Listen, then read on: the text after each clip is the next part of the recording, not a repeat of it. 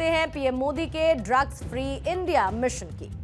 PM Modi ने 2047 तक नशा मुक्त भारत बनाने का संकल्प लिया है, जिसको लेकर केंद्रीय गृह मंत्री अमित शाह से लेकर हमारे देश की एजेंसीज भी एक्शन में हैं। पीएम मोदी चाहते हैं कि हमारे देश में चल रहे ड्रग कार्टेल को पूरी तरीके से ध्वस्त किया जाए, और यही वजह है कि दिल्ली से लेकर तमाम राज्यों में ड्रग सिंडिकेट्स पर ताबड़तोड़ एक्शन हो रहे हैं।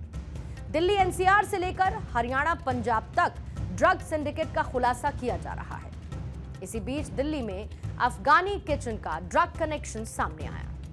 देश की राजधानी दिल्ली में ड्रग फैक्ट्री का जो पर्दाफाश हुआ वो देखकर आप भी सन्न रह जाएंगे। नार्कोटिक्स कंट्रोल ब्यूरो और साथ ही दिल्ली पुलिस के जॉइंट ऑपरेशन में करोड़ों की ड्रग्स का भांडाफोड़ हुआ है। दिल्ली के तिलक नगर में एक घर से ड्रग्स की भारी खेप बरामद की गई है। पुलिस के मुताबिक इस ड्रग की कीमत 16 करोड़ रुपए है। 2 दिन में 3 जगह रेड से अब तक 27 करोड़ की ड्रग्स बरामद की जा चुकी है। दिल्ली के छतरपुर, तिलक नगर और ग्रेटर नोएडा से यह भारी खेप बरामद हुई है। खुलासा इस बात का हुआ कि घर के ग्राउंड फ्लोर पर अफगानी किचन बनाया गया था और इसी अफगानी किचन से ड्रग्स की डिलीवरी की जाती थी। घर में ग्राउंड फ्लोर पर बनाए गए रेस्टोरेंट से ड्रग्स की डिलीवरी हो रही थी। पुलिस को घर से बड़े बड़े रेफ्रिजरेटर्स मिले, जिसमें इन ड्रग्स को स्टोर करके रखा गया था। दिल्ली पुलिस की रेड में ड्रग कार्टेल से जुड़े हुए 5 लोगों को गिरफ्तार किया गया। पकड़े गए ड्रग तस्करों में 4 नाइजीरियन हैं, जबकि एक भारतीय युवक भी शामिल है। दिल्ली से सटे हुए ग्रेटर नोएडा में एक किराए के अपार्टमेंट में भी ये ड्रग सिंडिकेट चल रहा था, जहां से तलाशी के दौरान भारी मात्रा में अफगान हेरोइन और कोकीन बरामद की गई। फिलहाल पुलिस और साथ ही एनसीबी की टीम पकड़े गए ड्रग तस्करों से पूछताछ कर गिरोह के सरगना समेत सभी 20 लोगों की पहचान कर रही है। इसके साथ ही पुलिस उस रूट को भी डिकोड करने की कोशिश में है जहां से ड्रग्स की ये खेप दिल्ली पहुंचाई गई, और साथ ही इसकी सप्लाई कहां-कहां होनी थी ये भी पता लगाया जा सके। जांच में ये सामने आया है कि पकड़े गए ड्रग सप्लायर पुलिस को गुमराह करने की कोशिश कर रहे हैं, और ऐसे में पुलिस गिरोह के सरगना तक पहुंचना चाहती है, और ये पुलिस के लिए किसी चुनौती से कम नहीं है। ड्रग्स की डिलीवरी किस किस लोकेशन पर हो रही है उसको लेकर भी कुछ जानकारी सामने आई। ग्रेटर नोएडा और दिल्ली के छतरपुर तक ड्रग्स की डिलीवरी होती थी। हॉस्टल, यूनिवर्सिटीज, स्टूडेंट एरिया में ड्रग की सप्लाई धड़ल्ले से की जा रही थी। इसके साथ ही ड्रग्स की खेप रेव पार्टीज में इस्तेमाल होने के लिए भी सप्लाई की जाती थी। सप्लाई की जाने वाली जो ड्रग बरामद हुई उसमें हाई क्वालिटी क्रिस्टल, एमडीएमए और साथ ही कोकीन भी है। पुलिस के मुताबिक इस गिरोह का नेटवर्क दिल्ली से पंजाब तक और हरियाणा से राजस्थान तक फैला हुआ है। खुलासा इस बात का हुआ है कि गिरफ्तार आरोपियों में से इब्राहिम इस गैंग का मुखिया है। दरअसल एनसीबी को एक टिप मिली थी कि ड्रग पेडलर्स और सप्लायर्स छतरपुर इलाके में मिलने वाले हैं। इसके बाद कार में बैठे हुए 5 संदिग्ध लोगों को पकड़ा गया और फिर उसके बाद पूरी गाड़ी की तलाशी ली गई, जिसके बाद इसी गाड़ी से 5 किलो ड्रग बरामद हुई, और इन्हीं लोगों की निशानदेही पर दिल्ली के तिलक नगर इलाके के एक घर और ग्रेटर नोएडा इलाके के फ्लैट पर रेड में भारी मात्रा में ड्रग बरामद हुई। एनसीबी सोर्सेस ये बताते हैं कि ये सिंडिकेट मल्टीपल ड्रग में डील करता है। दिल्ली पुलिस की स्पेशल सेल और एनसीबी ने इस साल की अब तक की सबसे बड़ी ड्रग्स की खेप बरामद की है। आपको बता दें, दिल्ली पुलिस की स्पेशल सेल और एनसीबी को एक टिप मिलती है और ये पता चलता है कि दिल्ली के छतरपुर इलाके में ड्रग पेडलर्स और सप्लायर एक बड़ी मीटिंग करने वाले हैं, जिसके बाद स्पेशल सेल और एनसीबी ने छतरपुर में अपना जाल बिछाया और उसके बाद एक संदिग्ध गाड़ी को दिल्ली पुलिस की स्पेशल सेल और एनसीबी इंटरसेप्ट करती है। ठीक मेरे पीछे ये वही गाड़ी है जिसको एनसीबी और स्पेशल सेल छतरपुर इलाके में इंटरसेप्ट करती है, और इस गाड़ी से 5 लोगों को पुलिस हिरासत में लेती है, जिसमें 4 लोग नाइजीरियन मूल के रहने वाले थे और एक व्यक्ति भारतीय मूल का था। और जब दिल्ली पुलिस की स्पेशल सेल और एनसीबी इस गाड़ी की तलाशी लेती है तो इस गाड़ी से तकरीबन 5 किलो ड्रग्स बरामद होती है।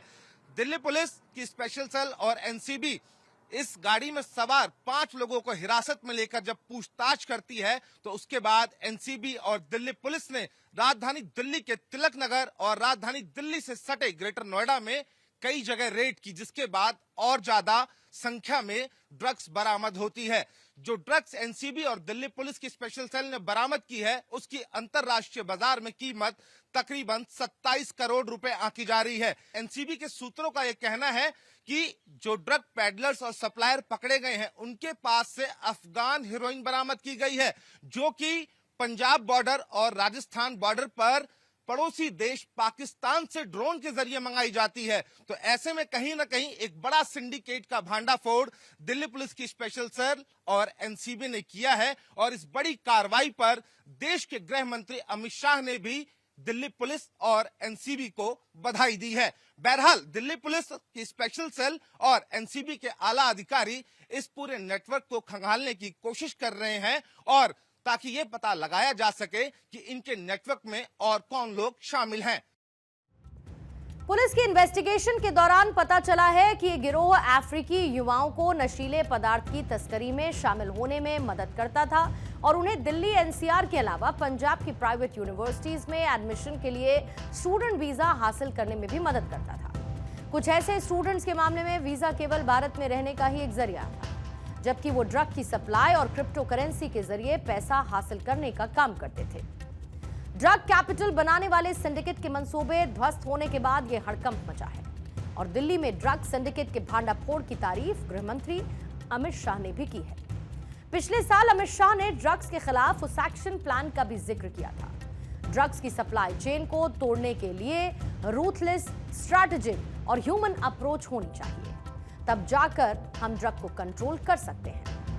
इसके साथ ही अमित शाह ने राज्यसभा में 2047 तक ड्रग फ्री इंडिया मिशन का भी जिक्र किया है।